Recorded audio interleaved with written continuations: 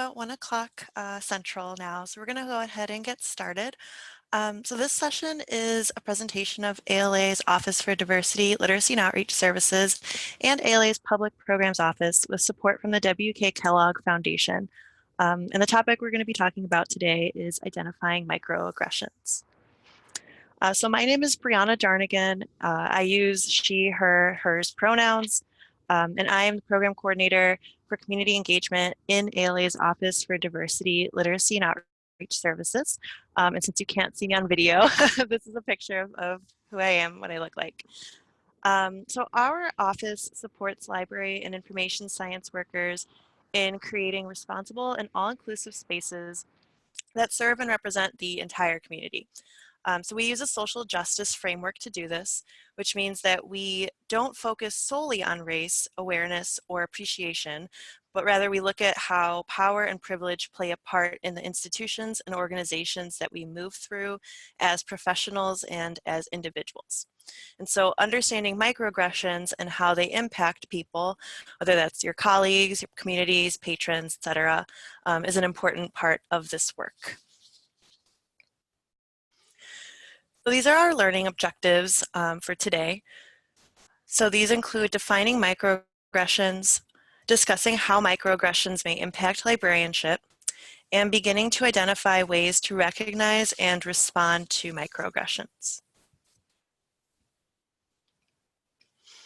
So the concept of microaggressions the word, I guess, was coined by psychiatrist Dr. Chester Pierce in the 1970s, and that was specifically out of his work looking at just race, but Dr. Daryl Wing-Sue from Columbia University has since expanded the concept of microaggressions to include not only messages about people of color and having to do with race, but also having to do with multiple social groups. So Dr. Daryl Wing-Sue defines microaggressions then as the brief everyday slights, insults, indignities, and denigrating messages sent to people of color, as well as those in LGBTQIA+ communities, folks with disabilities, immigrant communities, etc., by well-intentioned people who are unaware of the hidden messages being communicated. So we'll explore examples of microaggressions in greater detail, but this image on the slide shows some common racial microaggressions. So you can see in those bubbles, there's different ones, saying you speak English so well, why do you sound so white, and even what are you? And we also want to recognize the reality of overt and deliberate acts of bigotry.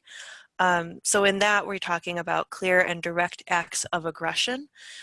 These may play out in physical manifestations, but they also play out in our systems and institutions. And so a social justice frame of trying to dismantle power and systemic oppression leads us to examine how legislation, laws, and policy reinforce oppression. So an example of this would be like the transgender military ban. And the distinction between these acts of aggression and microaggressions that we'll be talking about today may come down to the difference between intent and level of action.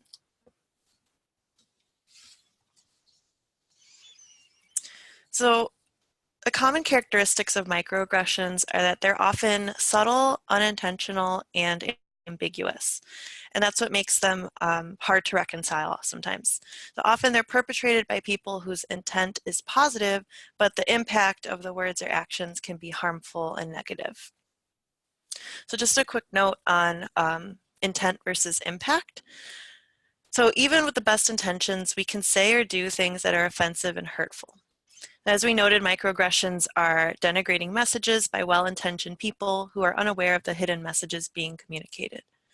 So while we can assume positive or innocent intent, we also want to be accountable for the impact that our words might have, and to remember that what we say becomes part of a larger history of experience of those that we're in conversation with. So in other words, the comment that could be made innocently can still have a compounding and harmful effect given the lived experiences of the person on the receiving end of our comment. And then this graphic kind of drives that home a little bit. We judge ourselves on our intent and we judge others on their impact. And when we're thinking about microaggressions, we do need to be cognizant that even if our actions don't have malintent behind them, we still should be accountable for the impact that they can have on other people. All right, so we're going to look at an example here. So this is a tweet that came from the NPR education team Twitter account in 2014. So at the time, NPR was being called out for its lack of diversity in its programming, staffing, and resources. And a member of the NPR education team, who's a white woman, sent the tweet that you see on the screen. And it reads, "I reach out to diverse sources on deadline. Only the white guys get back to me," with the frown emoji or emoticon. So I'm just going to take a couple seconds to think about what is the message that's being communicated here.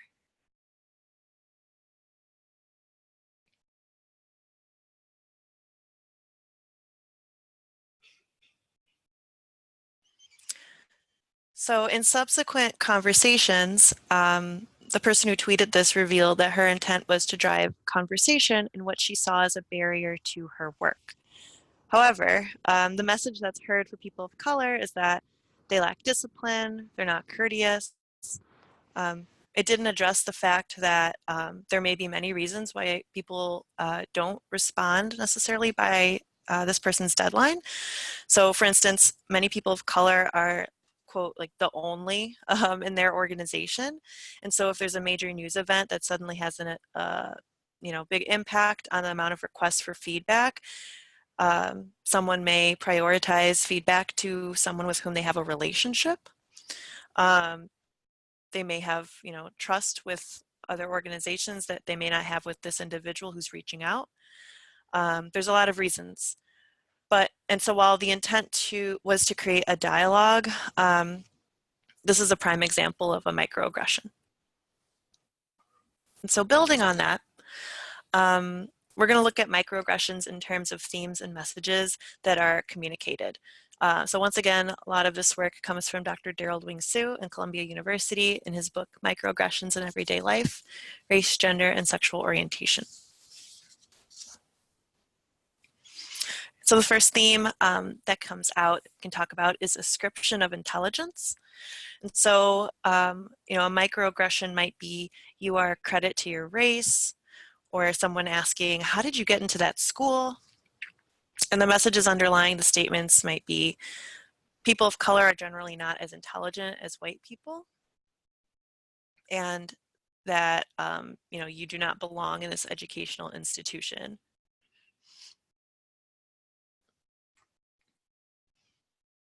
A second theme is called alien and own land. So some microaggressions falling under this bucket could look like, where are you from originally? You speak English really well. I would add, on the other slide with the graphic, there was one that asked, what are you? And the messages that can be communicated via these types of statements are, you are a foreigner, or you don't belong here. And the third theme is color blindness. So microaggressions falling in this theme could look like, I don't see color, or there's only one race, the human race, or I treat everyone the same. And the messages behind these statements might look like, your identity is not relevant, or your experiences are not real. And oftentimes, this is a prime example of how microaggressions may not have malintent behind them. Oftentimes people are trying to make the point when they may say things like, I don't see color, or there's only one race. And we'll talk about this in a couple more slides, but again, the messages behind this and the impact of it can be harmful regardless of the intent behind those messages in the first place, or the microaggressions in the first place. Then a fourth theme surrounds criminality. So examples or situations might include a person of color being followed around a store, or locking a car door when you see a group of people of color. And the messages behind these actions are often, you know, you're dangerous, you cannot be trusted, things like that. And again, like we had stated, a lot of these examples are focusing specifically on communities of color and looking at race. But again, we can talk about these themes and apply them to other communities or other socially constructed identities as well, such as gender, sexual orientation, immigrant, citizenship status, things like that too. So just keep that in mind. And another theme involves pathologizing cultural values. So the microaggression might look like asking a person of color to be, you know, quote, less animated or less loud with the message that they need to assimilate into dominant culture.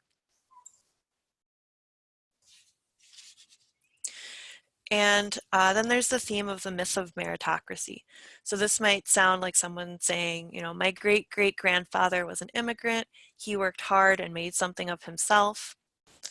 And while that very well may be true, the message that may be communicated through something like this is insinuating or explicitly stating that the playing field is even. So any problem that someone encounters is a problem because of them as an individual, rather than something more, something that's larger scale or systemic. And a lot of these examples have been, you know, via dialogue or messages that are stated, but we also want to look at environmental microaggressions. And these are ones that are more macro. So by that, you know, we mean they may be more apparent at the system and environmental levels. So examples of this are a college or university with buildings named only after wealthy, white, heterosexual, cisgender men, television shows or movies that feature predominantly white people, an overabundance of liquor stores and fast food restaurants in communities of color. And often these carry messages around, you know, you don't belong, there's only so far that you can go here, you're an outsider, you don't exist, and that people of color are lazy and deviant. And so moving along with those types of factors, imagery is just as powerful and meaningful as words. So when we see and even celebrate images that are stereotypical and demeaning, the message is dismissive of people's identities and histories. So some examples that you can see on the slide are sports mascots that supposedly represent American Indian communities, and Halloween costumes that represent various ethnicities.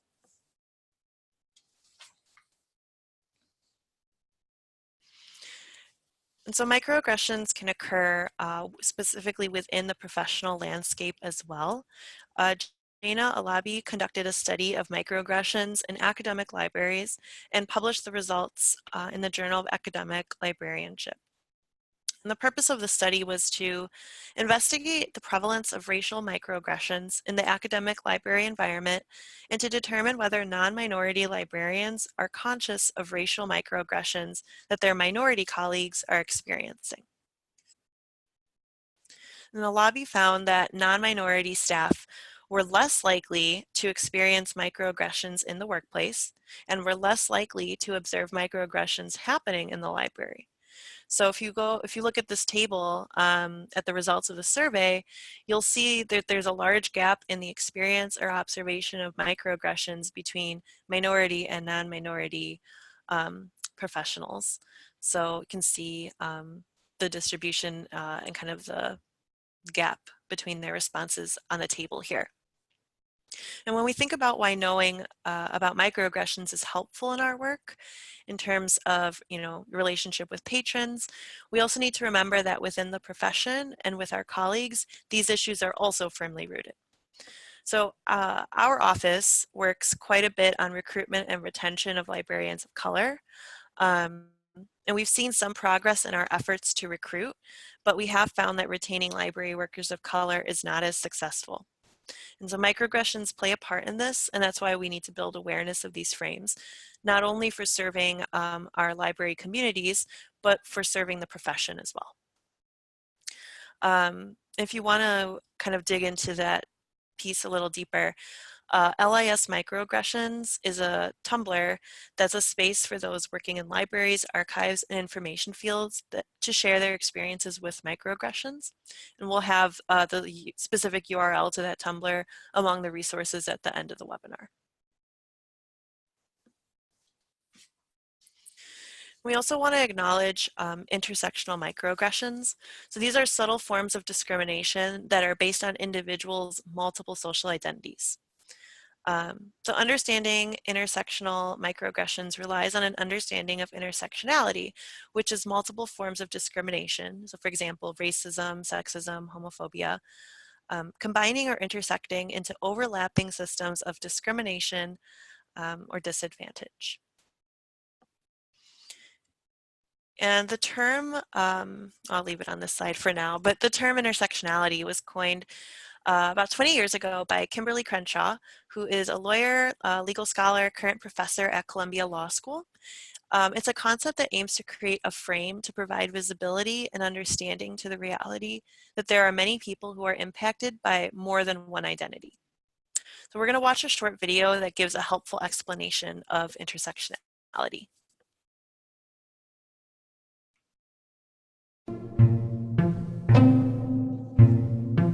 What is intersectionality? Intersectionality is a way of understanding social relations by examining intersecting forms of discrimination. This means acknowledging that social systems are complicated and that many forms of oppression, like racism, sexism, and ageism, might be present and active at the same time in a person's life. Everyday approaches to building equality tend to focus on one type of discrimination, for instance sexism, and then work to address only that specific concern. But while the career of a young, white and able-bodied woman might improve with gender equality protections, an older, black, disabled lesbian may continue to be hampered by racism, ageism, ableism and homophobia in the workplace. Intersectionality is about understanding and addressing all potential roadblocks to an individual or group's well-being. But it's not as simple as just adding up oppressions and addressing each one individually. Racism, sexism and ableism exist on their own, but when combined, they compound and transform the experience of oppression. Intersectionality acknowledges that unique oppressions exist, but is also dedicated to understanding how they change in combination. The roots of intersectionality lie within the Black feminist movement, with legal scholar Kimberly Crenshaw originating the term. Crenshaw felt that anti-racist and feminist movements were both overlooking the unique challenges faced by black women. She stated that legislation about race is framed to protect black men, and legislation about sexism is understood to protect white women. So simply combining racism and sexism together does not therefore protect black women. Intersectional theory is now applied across a range of social divisions and also to understandings of domination, such as those associated with whiteness, masculinity, and heterosexuality. Intersectionality is not only about multiple identities, and it's not a simple answer to solving problems around equality and diversity. It is, however, an essential framework as we truly engage with issues around privilege and power and work to bring them into the open. Intersectionality means listening to others, examining our own privileges, and asking questions about who may be excluded or adversely affected by our work. As importantly, it means taking measurable action to invite, include, and centre the voices and work of marginalised individuals.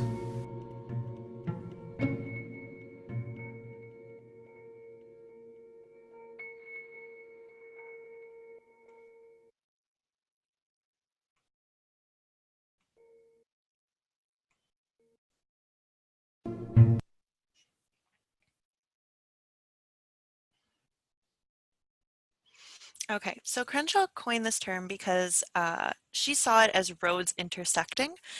So as the video pointed out, racism and sexism are two roads that come together for women of color. Previously, this was seen as two sort of separate roads where there was no frame for the experiences of women of color specifically. So like they pointed out in the video, Crenshaw's work talked about how anti-racism work and you know, anti-sexism work didn't really account for the experiences of Black women. And so their experiences were put into one of two lanes and basically ignored when they intersect. So intersectionality was her way of giving a name to this phenomenon. And we definitely would encourage you to watch another video. It's a TED Talk by Kimberly Crenshaw herself called The Urgency of Intersectionality. And we'll have that in our resource list at the end of the webinar as well. So once we begin to understand what microaggressions are, then the next step is to think about how to recognize and address them. So this requires some self-reflection, awareness, and humility. And so a few things to consider as we explore ways to recognize and address microaggressions are the impacts on individuals. The research shows that people experiencing microaggressions feel the microaggressions create a hostile and invalidating climate. So as Dr. Daryl Wingsoon notes, experiencing microaggressions, quote, saps people's spiritual and psychic energies, and their cumulative nature can result in depression, frustration, anger, rage, loss of self-esteem, anxiety, etc. So if we know that this is the impact of microaggressions over time, then we need to be willing to explore ways to disrupt the status quo. And at the same time, we also need to recognize the risk that can come into play when we challenge what have become cultural norms. So you may find in doing some reflection that you've missed an opportunity to speak up, but instead of focusing on a missed opportunity, we really encourage people to just reflect on that opportunity and what could be done differently, what you could do differently next time, because another incident will arise, and usually after reflecting on a situation, it's easier to address it the next time it comes around, just because you've put time and effort into preparing yourself for dealing with that going forward. So to help illustrate the impact that microaggressions can have, we have another short video to share. So this one is from She Knows Media's Hatch program, and the video was created to provide education on the concept of microaggressions and their impact on teen self-esteem.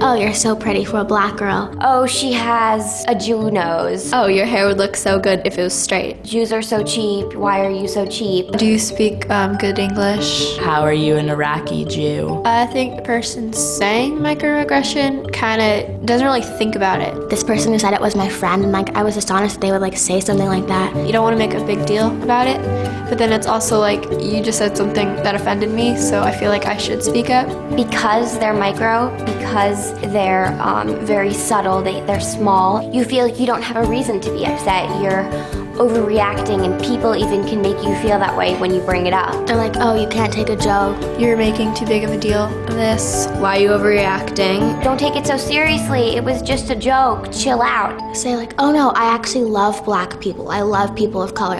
They try to just minimize the situation. If someone feels hurt by a microaggression, it shouldn't just be pushed to the side. It definitely has negative impacts and leads to people disliking who they actually are. Those kinds of subtle offensive comments can build up over time, and they can have a deep psychological effect, and they can make you feel bad, and they can make you doubt yourself. We try to just use jokes to make things less awkward or ease social experiences, but it is important because you need to be aware of what you're saying and who you're speaking to. Think of what you say and how it can affect the person you're saying it to.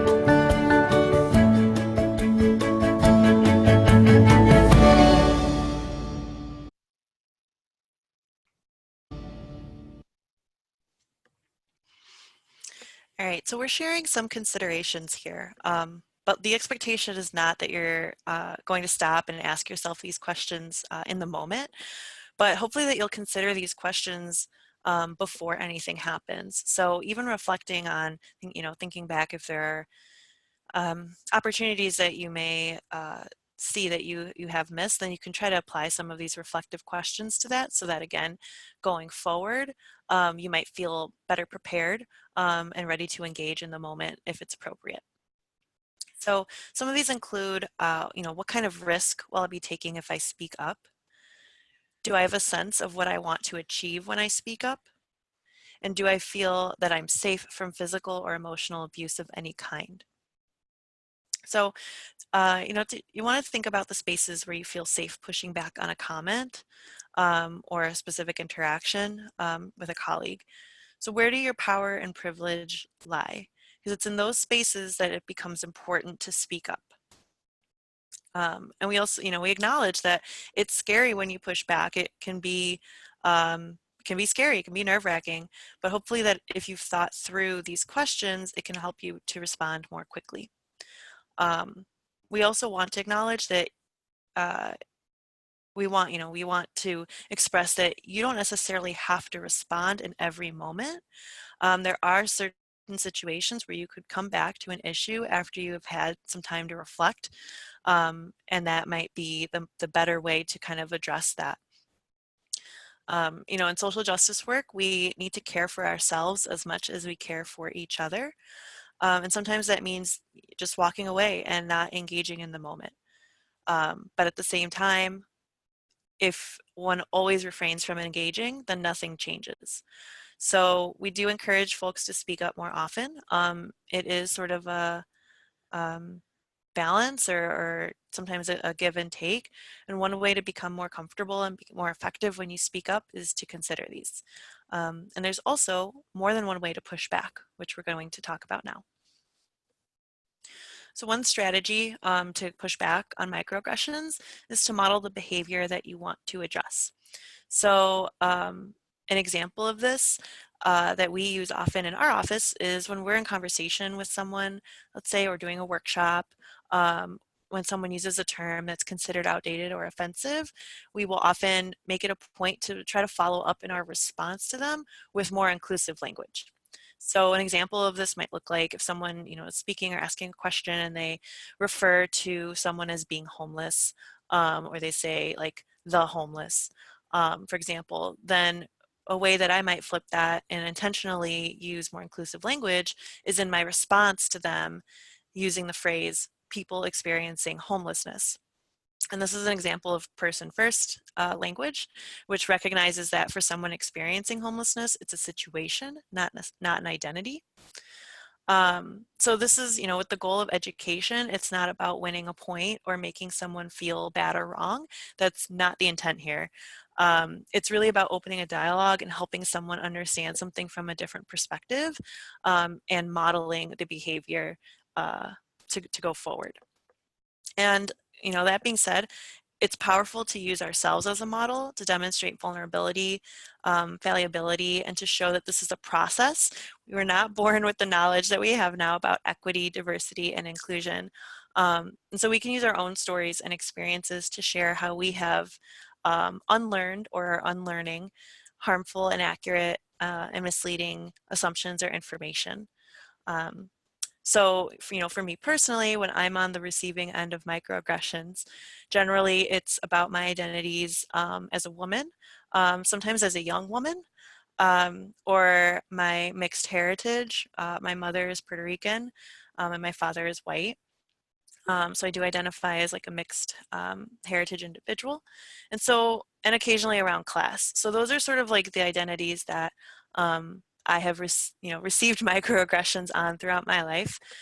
And amidst those, I kind of have my own struggles with reframing and retraining my brain around, maybe other identities. So particularly around references to, folks that have disabilities, and like I had mentioned before, people experiencing homelessness. So sometimes I fall into using like outdated phrases or words that are not the most inclusive when talking about different communities that I may not necessarily be a part of or as knowledgeable about because I just have learned throughout my life, one way, and we're surrounded by language and concepts, and it does take a true effort to unlearn those. And so I know that I've caught myself sometimes utilizing language that isn't as inclusive, and then in the moment, depending on who I'm with and the situation itself, I'll correct my language and say, instead of saying homeless, I'll say people experiencing homelessness.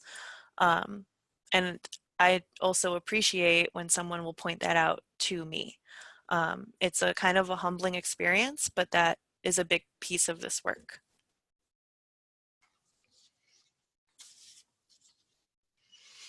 So another strategy to combat microaggressions is to focus on the event or the situation and not the person. So this is a very short YouTube video from Jay Smooth, who's a social justice advocate and a hip hop DJ. And the video is called How to Tell Someone They Sound Racist.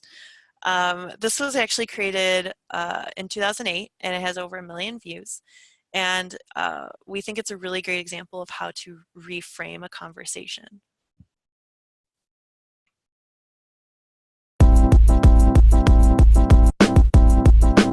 Race, the final frontier. No matter what channel you watch, no matter what feed you aggregate, it seems like everybody everywhere is talking about race right now. And when everybody everywhere is talking about race, that means sooner or later you're gonna have to tell somebody that they said something that sounded racist. So you need to be ready and have a plan in place for how to approach the inevitable "that sounded racist" conversation. And I'm going to tell you how to do that. The most important thing that you've got to do is remember the difference between the "what they did" conversation and the "what they are" conversation. Those are two totally different conversations, and you need to make sure that you pick the right one. The "what they did" conversation focuses strictly on the person's words and actions and explaining why what they did and what they said was unacceptable. This is also known as the "that thing you said was racist" conversation, and that's the conversation that you want to have. The "what they are" conversation, on the other hand, takes things one step further and uses what they did and what they said to draw conclusions about what kind of person they are. This is also known as the "I think you are a racist" conversation. This is the conversation you don't want to have, because that conversation takes us away from the facts of what they did and the speculation about their motives and intentions, and those are things you can only guess at, you can't ever prove, and that makes it way too easy for them to derail your whole argument. And that is the part that's crucial to understand. When you say "I think he's a racist," that's not a bad move because you might be wrong. That's a bad move because you might be right. Because if that dude really is racist, you want to make sure you hold him accountable and don't let him off easy. And even though intuitively it feels like the hardest way to hit him is just run up on him and say, "I think your ass is racist," when you handle it that way, you're actually letting him off easy, because you're setting up a conversation that's way too simple for him to derail and duck out of. Just think about how this plays out every time a politician or a celebrity gets caught out there. It always starts out as a "what they did" conversation, but as soon as the celebrity and their defenders get on camera, they start doing judo flips and switching it into a "what they are" conversation. "I have known this person for years, and I know for a fact that they are not a racist, and how dare you claim to know what's inside their soul just because they made one little joke about watermelon tap dancing and going back to Africa." And then you try and explain that we don't need to see inside their soul to know that they shouldn't have said all that about the watermelon, and you try to focus on the facts of the situation, but by then it's too late, because the "what they are" conversation is a rhetorical Bermuda Triangle where everything drowns in a sea of empty posturing until somebody just blames it all on hip-hop and we forget the whole thing ever happened. Don't let this happen to you. When somebody picks my pocket, I'm not going to be chasing him down so I can figure out whether he feels like he's a thief deep down in his heart. I'm going to be chasing him down so I can get my wallet back. I don't care what he is, but I need to hold him accountable for what he did. And that's how we need to approach these conversations about race. Treat them like they took your wallet and focus on the part that matters, holding each person accountable for the impact of their words and actions. I don't care what you are. I care about what you did.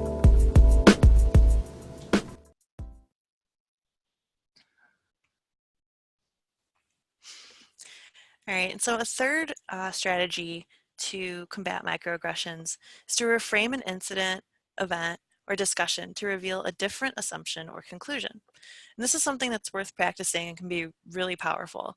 So consider the microaggressions that maybe you've experienced or witnessed yourself. We always tend to go back in our minds to think about how we should have responded. And it's okay to think through some of that in the moment. So for the statement, we shared this one before, "I don't see color, I treat everyone the same."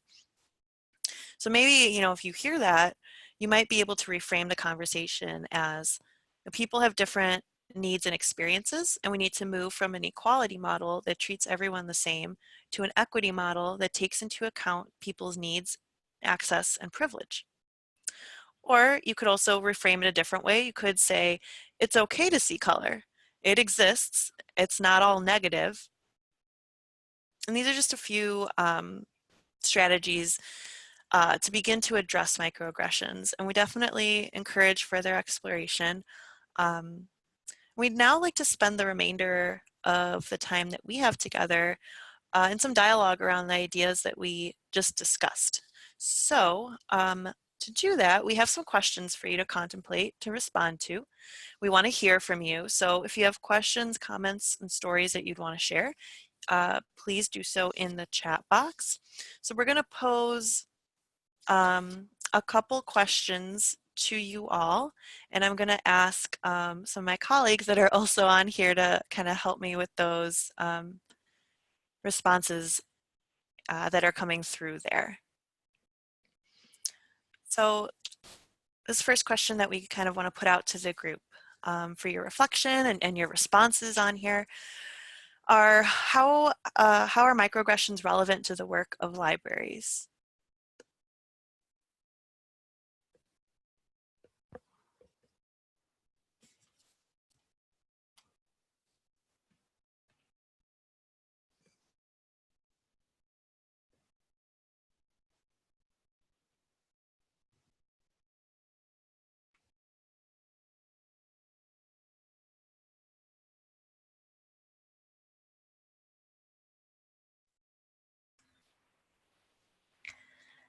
Looks like we have a response, a few responses coming in. One person says they can make patrons feel unwelcome.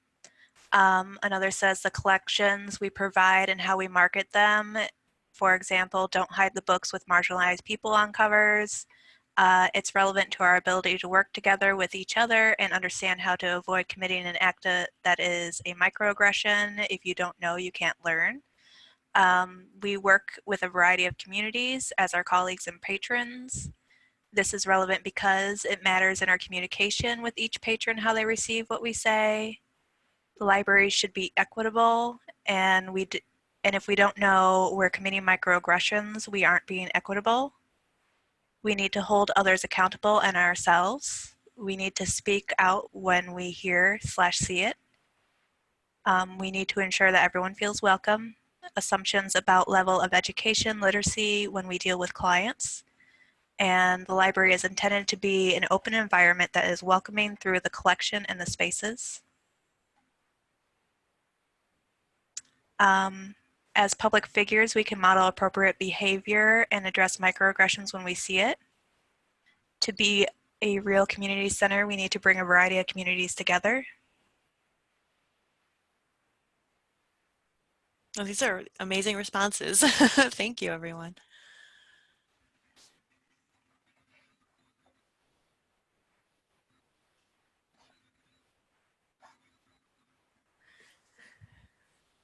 Then we have some additional responses coming in. Do you want me to keep reading them? Sure, we can take a couple more. Okay, great. So sometimes we really don't realize what we're saying. We are a place of education. We should be a safe place for all patrons. Growing and sustaining a community of respect. It can sometimes set a certain attitude of the library as a whole. It will make patrons not want to be around staff who can't communicate without being microaggressive. And we need to listen to our teens and patrons when they issue complaints against staff/other patrons and take action. All right, these are really good responses. Thank you, everyone for participating. And definitely, I would say you all have hit it right on the head. There were a lot of responses that focused on, patrons and the community, and that's definitely one piece of it. I would also sort of just highlight to also consider that along with that, like we had mentioned earlier as well, these actions and phrases and microaggressions can also have a real effect on your colleagues as well. So kind of focusing on creating an environment where microaggressions hopefully aren't occurring all the time, but if they do, that when they're addressed, looking at the ways that that does affect patrons and the communities and those that you are serving in your institutions, and also those that you work with, work for, and are interacting with day to day as well.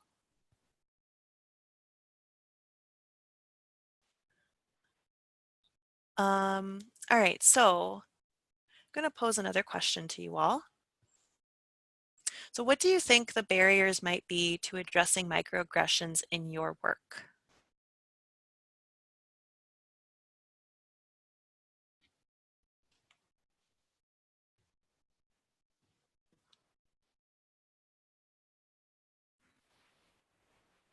So it looks like the first response we have is buy-in from coworkers. Mm-hmm. Jennifer is saying big personalities that might be in charge, very unaware. Then another person is the biggest barrier might be that people don't know they are doing them. Staff are overwhelmed by a lot of things during the day. Working on their behavior in this regard is yet another thing. Coworkers who don't believe it's a problem. Speaking out as a non-member of a minority group. You don't want to seem rude to a patron. People have blind spots and don't recognize that they are causing harm. White fragility, white supremacy culture. Managers who don't see it as an issue. You don't always know how someone will respond to you trying to address it. And then this is a quotation, we don't have that marginalization here. Library policies may need to be addressed. Denial. First, recognizing them. Second, figuring out how to speak up about it in a way that doesn't further hurt the person. Upper management not addressing the issues. Staff and customers that hold the same leanings towards certain microaggressions so nobody realizes them right away. And lack of support from administration or managers. Mm-hmm. Yeah, these are really great responses. Thank you for everyone for participating and sending those in. And it looks like I just saw one come in here saying coworkers believe they have good intentions and time. Busy times make it difficult to catch microaggressions as they happen.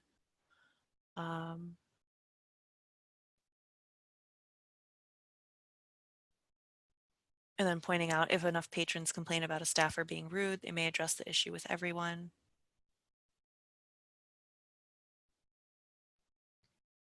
And that actually, I'm going to go ahead and move on to our third question because I think folks were putting forth a lot of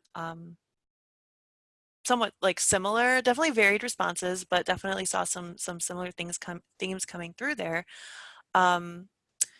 And so going along with that, you know, the next thing that we wanted to talk about were assets and opportunities that may exist to address microaggressions in your work, and expanding that a little bit. If anyone has experiences or stories that they have utilized in their workplaces to address some of these barriers or to speak up at a time, I would definitely encourage you to share that in the chat as well.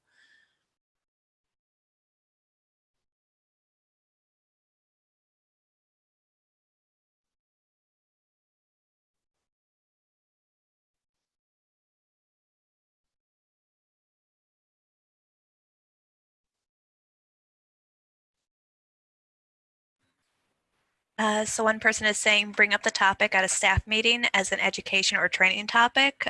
Could do role play. That's great, yeah. Professional development, make it required for everyone. We have workshops and training, but they are not required, just highly encouraged to attend. Staff training days. Staff meetings to bring awareness and use webinars. Training topics that develop equity skills. Looking at hiring policies and recruitment. And then another person says, share this presentation with fellow staff. As a high school librarian, I always ask my students to curate displays on what they are interested in. LGBTQ awareness, rape culture, mental illness, disabilities. They take ownership and create awareness for their peers.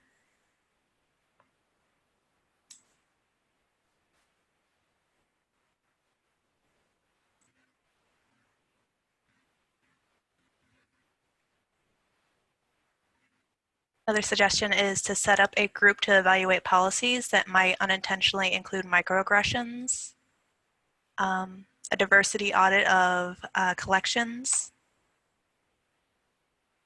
setting up a diversity council. Another person is saying it is important to understand that implicit bias is a human experience. No one is immune. The key point is to understand privilege and how that privilege plays into microaggressions. It takes mindful strategies to avoid microaggressions.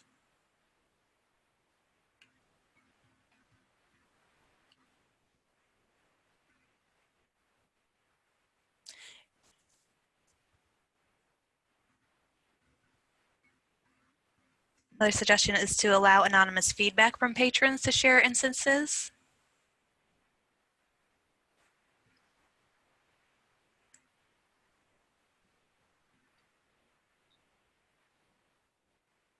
We need to find a way to let people know that privilege isn't a bad thing, it just is, and then we can work on understanding how it affects one's biases.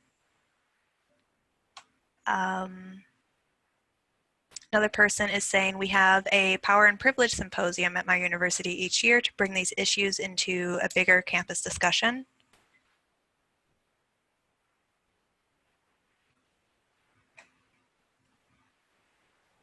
Then another person is, looks like they're agreeing with the earlier suggestion of allowing people to make displays. They're saying my teen volunteers are also encouraged to show their thoughts on topics that are diverse and make elaborate displays that are educational and promote understanding. Yeah, these are all really great. Thank you, again, for sharing your experiences. It looks like someone added, acknowledging that everyone has power and privilege in different ways and how to hand power to someone else in the moment where appropriate. That's a great point too as well. We talked about addressing microaggressions in the moment and evaluating some different situations or different like factors in that moment. Factors including, things like safety. So sometimes, depending on the situation, intervening if you see something or experience something,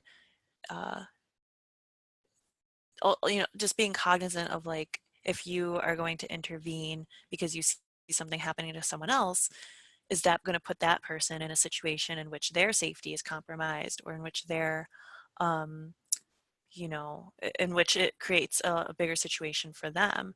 And that is, I don't think there's not one like right way that we can say definitely intervene at this point or definitely don't intervene at these points. It's really situational, but definitely thinking about when it's appropriate just to speak up or not.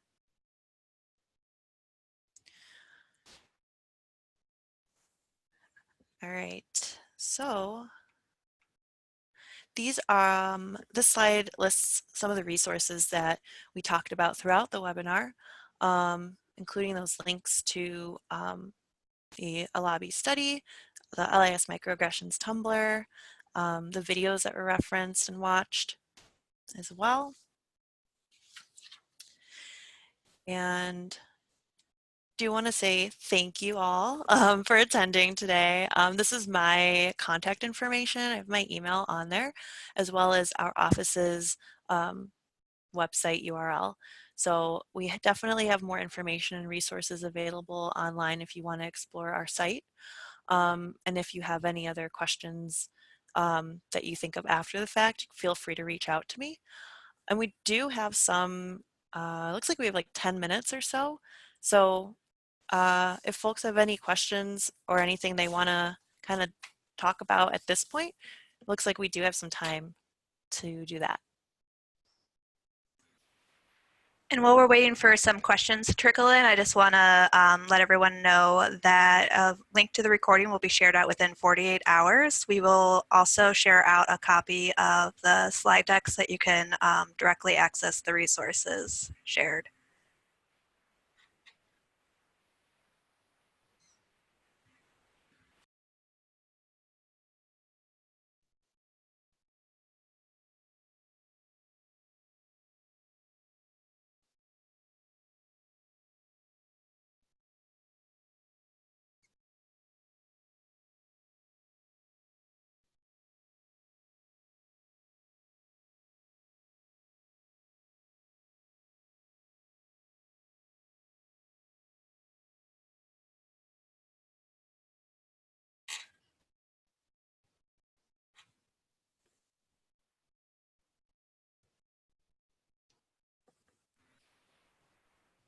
So we have one question from Lindsay. How would you address microaggressions by Great Stories Club teens if it needs to be addressed more directly than modeling? That is a really good question.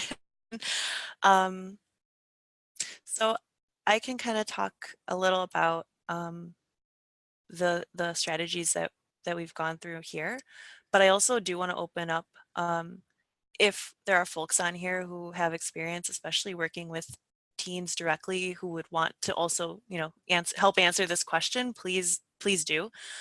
I think it would depend on context and maybe more specifics, because like we were talking about, each situation can be different. So, you know, aside from sort of modeling, I think depending on the like relationship that someone may have with this teen or this group needs to be taken into account as well. Okay, so it looks like Lindsay, okay, so there was a book read, they made fun of his name. Okay. So I think in that situation, that might be something where you can kind of utilize the strategy to like reframe or kind of like flip the script, if you will. So in terms of making fun of the name, then the assumption behind that or the microaggression is that that is not a like normal name, right? Like that's the underlying microaggression, and it's not the norm, and that's not, there's something like comical about that. So I think addressing that specifically, and even posing a question. So oftentimes, you know, in our work, if someone says something, we'll say, well, what do you mean by that? Or could you explain what you mean by this statement? Because that also allows the person to reflect on why they might be kind of playing into that microaggression and kind of disrupting those thought patterns like we talked about, and unlearning behavior. So I think in that situation, because there is a specific name associated with it, you could have a conversation with students and or the student, the teen, and pose that question back to them, and then see and address it from there. And if there's anyone else, like I said, who would want to chime in on that, please do.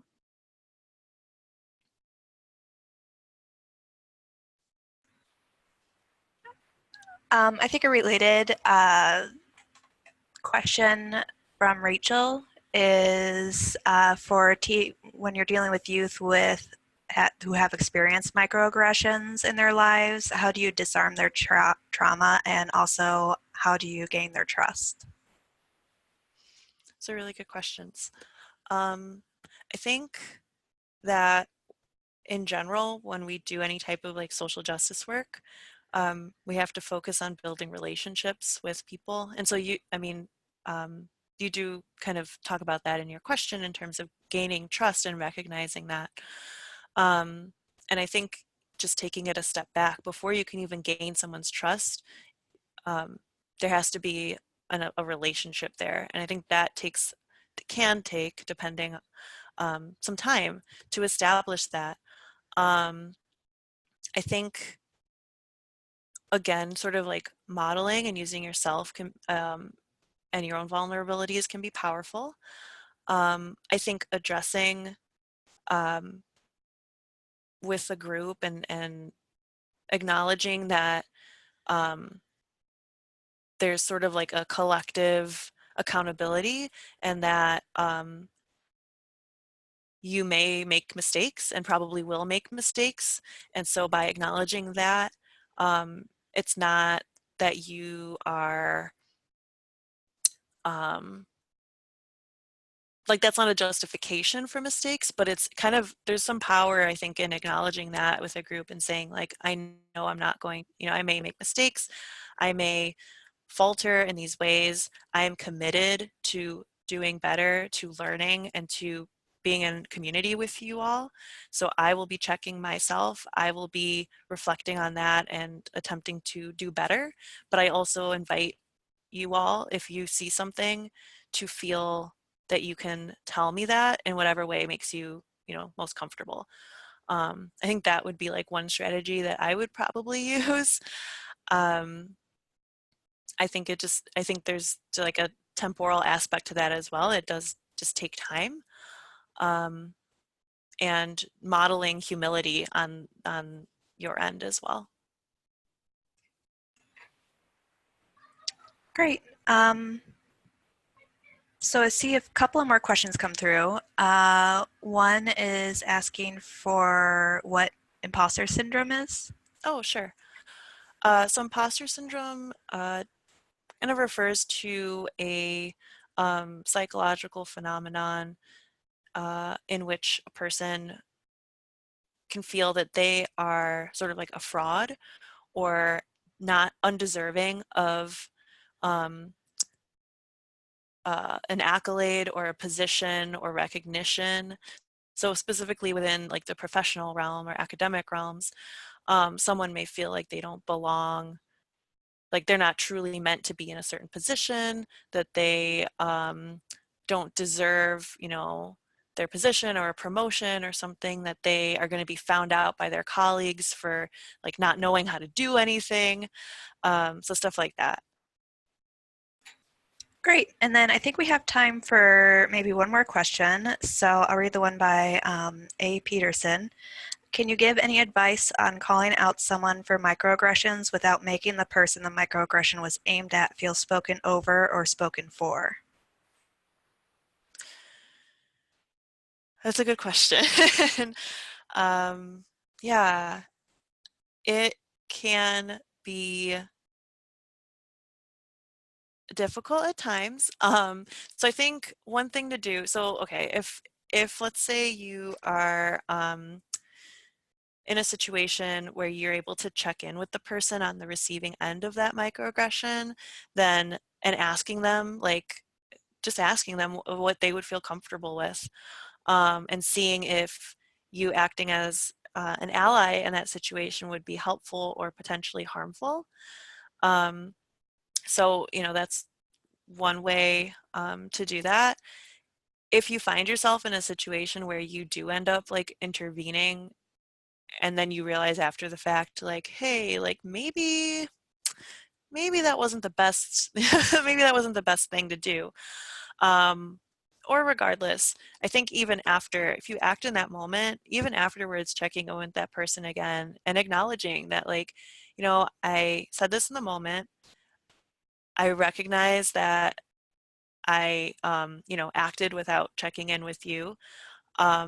If that was potentially, if that was some cause any harm, I want to apologize for that impact. And I also want to check in with you in terms of how you are doing and how you would want me to respond if this were to happen again moving forward. I think too, we've done like workshops and stuff on allyship specifically. And we do talk a lot about how sometimes folks can be nervous or hesitant to speak out in a moment. I would say if there's a general sense that the other person's safety would not be compromised, that then it's pretty much a good practice to act as an ally in that moment. But if you do feel like there would be a potential for any sort of harm, physically, emotionally, then I would say that's where you would want to perhaps tread with more caution, and then have a dialogue with that person about how to address going forward.